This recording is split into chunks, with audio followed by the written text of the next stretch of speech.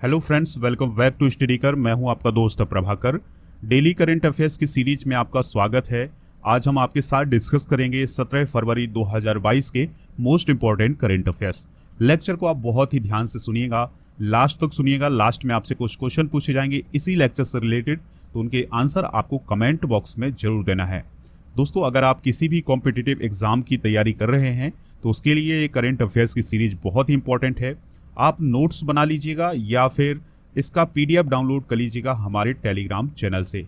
वहां पर आपको इसका पीडीएफ प्राप्त हो जाएगा, तो उसे आप आसानी से डाउनलोड कर सकते हैं। लिंक आपको डिस्क्रिप्शन बॉक्स में मिल जाएगा। आप हमसे व्हाट्सएप के माध्यम से भी संपर्क कर सकते हैं। व्हाट्सएप नंबर है हमारा 8602319713। हमारे जितने भी सोशल मीडिया प्लेटफॉर्म हैं सभी का लिंक डिस्क्रिप्शन बॉक्स में है, वहां पर भी आप हमें फॉलो कर लीजिएगा। दोस्तों, अगर आप चैनल पर नए हैं तो चैनल को फॉलो कर लें और बेल आइकन जरूर दबा लें, जिससे आपको सबसे पहले नोटिफिकेशन मिल सकेगी। चलिए फ्रेंड्स, पहला क्वेश्चन डिस्कस करते हैं। इंपॉर्टेंट है, ध्यान से सुनिएगा। हाल ही में किस सिंगर कंपोजर का मुंबई के एक अस्पताल में निधन हो गया है? तो आंसर है इसका बप्पी लाहिड़ी। दोस्तों, बप्पी लाहिड़ी एक सिंगर कंपोजर थे जिनका हाल ही में मुंबई के एक अस्पताल में निधन हो गया है। उनका जन्म हुआ था दोस्तों साल 1952 में पश्चिम बंगाल के कलकत्ता में, ठीक है। और उनका निधन कब हुआ है? 15 फरवरी 2022 को। दोस्तों, 19 साल की एक छोटी सी उम्र में ही उन्हें संगीत निर्देशक के रूप में काम करने का मौका मिला और उन्होंने संगीत निर्देशक को ही अपना कैरियर बनाया था। अब हम हाल ही में हुए कुछ महत्वपूर्ण निधन भी डिस्कस कर लेते हैं, तो आप ध्यान से सुनते जाइएगा। हाल ही में दोस्तों राहुल बजाज का निधन हुआ है, जो बजाज ऑटो के पूर्व चेयरमैन थे। ल्यूक मॉन्टेग्नियर, इनका भी हाल ही में निधन हुआ है। तो यह HIV की खोज करने वाले वायरोलॉजिस्ट थे जिन्हें नोबेल पुरस्कार भी मिला है इसके लिए। तो उनका भी हाल ही में निधन हुआ है और इनका संबंध है दोस्तों फ्रांस से। किस देश से है? फ्रांस से। अगला नाम है दोस्तों प्रवीण कुमार सोबती का, जो कि एक अभिनेता थे। इन्होंने BR चोपड़ा की महाभारत में भीम का किरदार निभाया था। अगला नाम है इब्राहिम सुतार का, जिन्हें कर्नाटक के कबीर के नाम से जाना जाता था। दोस्तों, अगला नाम है C जंग रेड्डी का। C जंग रेड्डी लोकसभा में भाजपा के पूर्व सांसद थे, जिनका हाल ही में निधन हुआ है।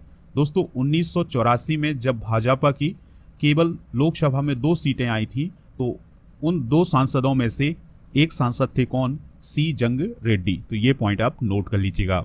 अगला नाम है दोस्तों लता मंगेशकर का। लता मंगेशकर भी हाल ही में पास अवे हुई हैं, तो वह एक भारत की महान गायिका थी। दोस्तों, अगला नाम है रमेश देव का, जो कि एक अभिनेता और एक निर्माता भी थे। तो ये सभी पॉइंट नोट कर लीजिएगा, आपके एग्जाम में इनमें से कोई भी क्वेश्चन पूछा जा सकता है। चलिए फ्रेंड्स, अगला क्वेश्चन डिस्कस करते हैं। ध्यान से सुनते जाइएगा। हरियाणा कैडर की किस IPS ऑफिसर को हाल ही में गुरुग्राम की पहली महिला पुलिस आयुक्त के रूप में नियुक्त किया गया है? तो उनका नाम क्या है?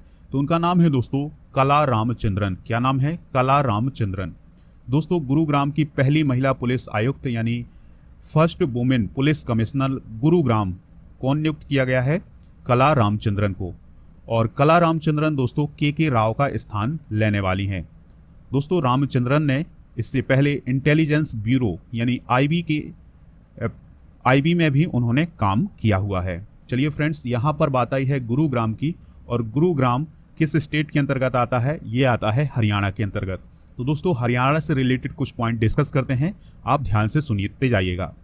हरियाणा की अगर हम बात करें दोस्तों, तो यह हमें उत्तर में मिलता है, यानी भारत के उत्तर में है हरियाणा, ठीक है।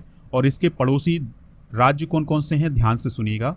इसके पड़ोसी राज्य हैं दोस्तों राजस्थान, नई दिल्ली, उत्तर प्रदेश, पंजाब, उत्तराखंड और हिमाचल प्रदेश।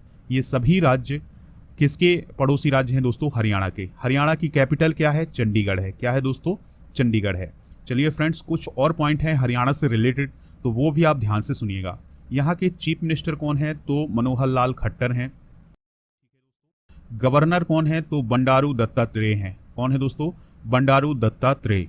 और यहाँ पर विधानसभा सीटों की संख्या कितनी है? याद रखिएगा 90 है। यहाँ पर राज्यसभा की सीटों की संख्या कितनी है? 5 है। लोकसभा की सीटें कितनी है? याद रखिएगा दोस्तों 10 हैं। यहाँ पर जिलों की संख्या कितनी है? 22 है। एक बात और याद रखना है कि जो हरियाणा है इसका जो फॉर्मेशन है या इसका निर्माण है वो कब हुआ था? 1 नवंबर 1966 को इसका फॉर्मेशन हुआ था। ये पंजाब से अलग हुआ था। और दोस्तों यहाँ पर बात आई थी गुरुग्राम की, तो गुरुग्राम में एक और काम हुआ था दोस्तों। हाल ही के कुछ समय पहले गुरुग्राम में एक ग्रेन एटीएम यानी एक बीज एटीएम का निर्माण भी हुआ था, यानी यहाँ पर ग्रेन एटीएम भी खोला गया था। तो ये सभी पॉइंट आप नोट कर लीजिएगा। चलिए फ्रेंड्स, अगला क्वेश्चन डिस्कस करते हैं, ध्यान से सुनते जाइएगा। जनजातीय कार्य मंत्रालय के द्वारा मेदराम जात्रा त्योहार 2022 एवं जनजातीय संस्कृति उत्सव के लिए कितने करोड़ रुपए का बजट आवंटित किया गया है? तो इस क्वेश्चन का जवाब होगा दोस्तों 2.26 करोड़ रुपए। यानी दोस्तों हाल ही में जनजातीय कार्य मंत्रालय के द्वारा मेदराम जात्रा त्योहार 2022 और जनजातीय संस्कृति उत्सव के लिए 2.26 करोड़ रुपए आवंटित किए गए हैं। ठीक है दोस्तों, जनजातीय कार्य मंत्री कौन है? याद रखिएगा, इनका नाम क्या है? अर्जुन मुंडा। क्या नाम है दोस्तों? अर्जुन मुंडा, जो कि वर्तमान में जनजातीय कार्य मंत्री हैं। तो इनके मंत्रालय के द्वारा मेदराम जात्रा त्योहार 2022 और जनजातीय संस्कृति उत्सव के लिए 2.26 करोड़ रुपए आवंटित किए गए हैं। दोस्तों तेलंगाना के दूसरे सबसे बड़े जनजातीय समुदाय कोया जनजाति के द्वारा 4 दिनों तक मनाए जाने वाले कुंभ मेले के बाद मेदराम जात्रा भारत का दूसरा सबसे बड़ा मेला है। यानी जो मेदराम जात्रा त्योहार है दोस्तों, या मेदराम जात्रा जो मेला है, ये किस राज्य में लगता है? तो यह लगता है दोस्तों तेलंगाना में। किस जनजाति के द्वारा? कोया जनजाति के द्वारा। ठीक है, मेदराम जात्रा को समकक्का सरल अम्मा जात्रा के नाम से भी जाना जाता है। मेदराम जात्रा को दोस्तों समक्का और सरलम्मा जात्रा के नाम से भी जाना जाता है। ये पॉइंट आप याद रखिएगा। दोस्तों बात आई है यहाँ पर तेलंगाना की, तो तेलंगाना के बारे में कुछ पॉइंट डिस्कस करते हैं। तेलंगाना की कैपिटल क्या है? हैदराबाद है। क्या है दोस्तों? तेलंगाना की कैपिटल हैदराबाद। और यहाँ के चीफ मिनिस्टर कौन है? के चंद्रशेखर राव। गवर्नर कौन है दोस्तों? तमिलिसाई सौंदरराजन। कौन है? तमिलिसाई सौंदरराजन।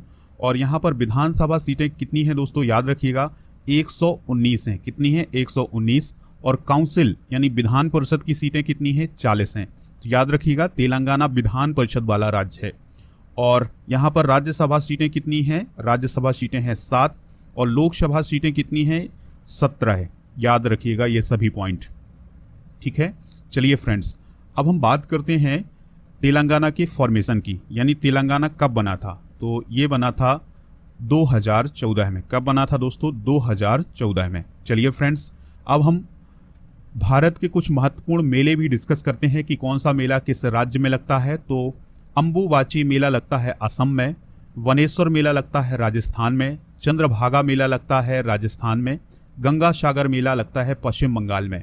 इसी प्रकार से कुंभ मेला लगता है दोस्तों भारत के 4 स्थानों में, नासिक, उज्जैन, प्रयागराज और हरिद्वार। पुष्कर मेला कहाँ कहाँ लगता है दोस्तों? तो पुष्कर मेला केवल एक जगह लगता है, पुष्कर में, जो कि राजस्थान में है। नौचंडी मेला लगता है मेरठ उत्तर प्रदेश में। सूरजकुंड हस्तशिल्प मेला बहुत ही इंपॉर्टेंट है, कई बार एग्जाम में पूछा गया क्वेश्चन है दोस्तों कि सूरजकुंड हस्तशिल्प मेला कहाँ लगता है? तो ये लगता है फरीदाबाद हरियाणा में। त्रिशूर पूर्णम मेला कहाँ लगता है? त्रिशूर में, जो कि केरल में है। और मेदाराम जात्रा मेला कहाँ लगता है दोस्तों? ये लगता है तेलंगाना में। तो ये सभी पॉइंट आप नोट कर लीजिएगा, ये हैं भारत के महत्वपूर्ण मेले। अगला क्वेश्चन है, हाल ही में किस देश में लस्सा बुखार से पीड़ित 3 व्यक्तियों की मृत्यु हो गई है? तो इंपॉर्टेंट क्वेश्चन है दोस्तों, ध्यान से सुनिएगा, आपके एग्जाम में पूछा जा सकता है कि लस्सा बुखार से पीड़ित 3 व्यक्तियों की मृत्यु हो गई है। दोस्तों आंसर होगा ब्रिटेन, यानी ब्रिटेन में लस्सा बुखार से पीड़ित 3 व्यक्तियों की मौत हो गई है। हाल ही में ब्रिटेन में लस्सा बुखार से पीड़ित 3 व्यक्तियों की मृत्यु हो गई है। इन मामलों को पश्चिम अफ्रीकी देशों की यात्रा से जोड़ा जा रहा है। यानी दोस्तों ये जो लोग थे, इनका संबंध कहीं ना कहीं पश्चिम अफ्रीका के देशों के लोगों से रहा है। दोस्तों लस्सा बुखार पैदा करने वाला वायरस पश्चिम अफ्रीका में पाया जाता है और पहली बार इसे 1969 में नाइजीरिया के लासा में खोजा गया था। कहाँ खोजा गया था दोस्तों? लासा में, जो कि नाइजीरिया के एक शहर है। यह बुखार चूहों के द्वारा फैलता है तथा मुख्य रूप से सिएरा लियोन, लाइबेरिया, गिनी और नाइजीरिया सहित पश्चिम अफ्रीका के देशों में पाया जाता है। ठीक है फ्रेंड्स, याद रखिएगा कि ये जो लासा बुखार है या लस्सा बुखार है, यह कहाँ पाया गया था? पहली बार ये पाया गया था नाइजीरिया में। कहाँ पाया गया था? नाइजीरिया में। कब पाया गया था? 1969 में। ठीक है दोस्तों, याद रखिएगा। और जो पश्चिम अफ्रीका के देश हैं जैसे नाइजीरिया, गिनी और सायरे लियोन और लाइबेरिया, इन सभी देशों में दोस्तों ये बुखार पाया जाता है।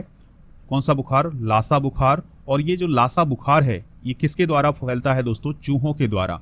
अब ये जो बुखार है दोस्तों ये पश्चिम अफ्रीका महाद्वीप से कहाँ तक फैल चुका है? यूरोप तक। कहाँ फैल चुका है दोस्तों? यूरोप तक। और यूरोप में, ब्रिटेन में अभी हाल ही में 3 लोगों की मृत्यु हो गई है। ये सभी पॉइंट आप नोट कर लीजिएगा। अगला प्रश्न है, जनवरी महीने के लिए किस खिलाड़ी को प्लेयर ऑफ मंथ अवार्ड देने की घोषणा की गई है? दोस्तों आईसीसी यानी इंटरनेशनल क्रिकेट काउंसिल के द्वारा हर महीने एक पुरुष खिलाड़ी को और एक महिला खिलाड़ी को प्लेयर ऑफ द मंथ का अवार्ड देती है। ठीक है, तो जनवरी 2022 के लिए किसे प्लेयर ऑफ द मंथ का अवार्ड दिया गया है पुरुष खिलाड़ी में? तो आंसर होगा इसका कीगन पीटरसन को। किसे दोस्तों? कीगन पीटरसन को। तो ये किस देश के खिलाड़ी हैं? ये हैं दोस्तों साउथ अफ्रीका के। और जब भारत की ट्रिप थी कहाँ पर? साउथ अफ्रीका पर। तो वहाँ पर उन्होंने बहुत ही अच्छा प्रदर्शन किया था भारत के खिलाफ, तो इसलिए उन्हें जनवरी 2022 का प्लेयर ऑफ द मंथ का अवार्ड दिया गया है। अगर हम बात करें दोस्तों महिलाओं में, तो महिलाओं में यह पुरस्कार दिया गया है इंग्लैंड की हीथर नाइट को। किससे दिया गया है? इंग्लैंड की हीथर नाइट को। अगला प्रश्न है, ध्यान से सुनिएगा। हाल ही में how to prevent the next pandemic नामक पुस्तक को किसने लिखा है? तो आंसर है इसका बिल गेट्स ने। ठीक है दोस्तों, बिल गेट्स ने how to prevent the next pandemic नामक पुस्तक को लिखा है, जिसको मई 2022 में प्रकाशित किया जाएगा। दोस्तों याद रखिएगा, बिल गेट्स माइक्रोसॉफ्ट कंपनी के को फाउंडर हैं। किस कंपनी के दोस्तों? माइक्रोसॉफ्ट कंपनी के को फाउंडर हैं, यह यानी सह संस्थापक हैं। तो उनके द्वारा कौन सी पुस्तक लिखी गई है? इस पुस्तक का नाम जरूर याद रखिएगा, how to prevent the next pandemic. यानी इस पुस्तक में यह बताया गया है कि आने वाले समय में हम कुछ विशेष कदम उठा करके आने वाली महामारी को कैसे रोक सकते हैं। इसके पहले उन्होंने फरवरी 2021 में एक पुस्तक जारी की थी जिसका नाम था how to avoid a climate disaster. उनके द्वारा ये पुस्तक भी लिखी गई है। तो इन दोनों पुस्तकों को जरूर याद रखिएगा। ये किसकी पुस्तकें हैं? बिल गेट्स की। अगला क्वेश्चन है, किसने किशनगंज दिल्ली में अत्याधुनिक कुश्ती एकेडमी स्थापित करने की मंजूरी दे दी है? यानी किसके द्वारा दोस्तों किशनगंज दिल्ली में आधुनिक कुश्ती एकेडमी स्थापित की जाएगी? तो ये स्थापित की जाएगी रेल मंत्रालय के द्वारा। इसकी घोषणा किसने की है? रेल मंत्री दोस्तों अश्विनी वैष्णव ने। किसने की है? अश्विनी वैष्णव ने। ठीक है, तो रेल मंत्रालय ने हाल ही में भारतीय रेलवे किशनगंज दिल्ली में एक अत्याधुनिक कुश्ती एकेडमी स्थापित करने की मंजूरी दी है। और दोस्तों यह जो कुश्ती एकेडमी होगी यहाँ पर यानी आधुनिक मशीनें उपलब्ध होंगी और आधुनिक तरीके से ट्रेनिंग दी जाएगी, जिससे यहाँ के खिलाड़ी ओलंपिक और अन्य प्रतियोगिताओं में ज़्यादा से ज़्यादा पदक ले सकेंगे। चलिए फ्रेंड्स, अगला क्वेश्चन डिस्कस करते हैं, ध्यान से सुनिएगा। इंटरनेशनल मॉनेटरी फंड यानी IMF ने मौजूदा वित्त वर्ष 2021-22 के लिए भारत के आर्थिक विकास के अनुमान को घटाकर कितने प्रतिशत कर दिया है? इंपॉर्टेंट क्वेश्चन है दोस्तों, ध्यान से सुनिएगा। तो आंसर है इसका 9%। कितने प्रतिशत दोस्तों? 9%। दोस्तों इंटरनेशनल मॉनेटरी फंड यानी IMF ने मौजूदा वित्त वर्ष 2021-22 के लिए भारत के आर्थिक विकास की दर के अनुमान को घटा करके 9% कर दिया है। इससे पहले उसने अनुमान 9.5 लगाया था। चलिए फ्रेंड्स, ये थे आज के करंट अफेयर्स। अब हम जीके स्पेशल में आज हम डिस्कस करेंगे भारत निर्वाचन आयोग यानी भारत का जो निर्वाचन आयोग है उससे रिलेटेड कुछ पॉइंट डिस्कस करने वाले हैं, ध्यान से सुनिएगा। तो भारत के निर्वाचन आयोग की स्थापना 25 जनवरी 1950 को हुई थी। इसका मुख्यालय नई दिल्ली में है और इसके जो मुख्य चुनाव आयुक्त होते हैं और जो अन्य आयुक्त होते हैं उनकी नियुक्ति प्रेसिडेंट ऑफ इंडिया के द्वारा की जाती है। दोस्तों मुख्य चुनाव आयुक्त का कार्यकाल 6 साल का होता है या उसकी 65 साल की आयु तक होता है। निर्वाचन आयोग से जुड़े उपबंधों का उल्लेख भारतीय संविधान के अनुच्छेद 324 में किया गया है। यानी भारत के निर्वाचन आयोग से रिलेटेड जो अनुच्छेद है भारत के संविधान में वो कौन सा है? 324। कौन सा है दोस्तों? 324। वर्तमान में सुशील चंद्रा मुख्य निर्वाचन आयुक्त हैं या मुख्य चुनाव आयुक्त हैं, और इसके अलावा अनूप चंद्र पांडे और राजीव कुमार ये निर्वाचन आयुक्त के रूप में काम कर रहे हैं। तो दोस्तों ये थी भारत के निर्वाचन आयोग से रिलेटेड कुछ महत्वपूर्ण बातें, आप इनको नोट जरूर करिएगा। अब हम वो क्वेश्चन डिस्कस करते हैं जिनके आंसर आपको कमेंट बॉक्स में देना है, तो ध्यान से सुनिएगा। पहला क्वेश्चन है, कर्नाटक के कबीर के नाम से किसे जाना जाता है जिनका हाल ही में निधन हुआ है? दूसरा क्वेश्चन है, पुष्कर मेला किस स्टेट में लगता है? और तीसरा क्वेश्चन है, बिल गेट्स किस कंपनी के को फाउंडर हैं यानी सह संस्थापक हैं? तो इन सभी प्रश्नों के आंसर कमेंट बॉक्स में जरूर दीजिएगा, हमें इंतजार रहेगा आपके आंसर का। दोस्तों अगर आपको ये लेक्चर पसंद आया है तो लाइक करिएगा, दोस्तों को शेयर करिएगा सभी प्लेटफॉर्म पर, और हमारे जितने भी प्लेटफॉर्म हैं उन पर भी आप हमें फॉलो कर लीजिएगा, जैसे फेसबुक, ट्विटर, इंस्टाग्राम, इन पर आप हमें फॉलो कर लें। और अगर आप चैनल पर नए हैं तो फॉलो करें, बेल आइकन जरूर दबाएं, जिससे आपको सबसे पहले नोटिफिकेशन मिल सकेगी। मिलते हैं नेक्स्ट लेक्चर में। जय हिंद, वंदे मातरम।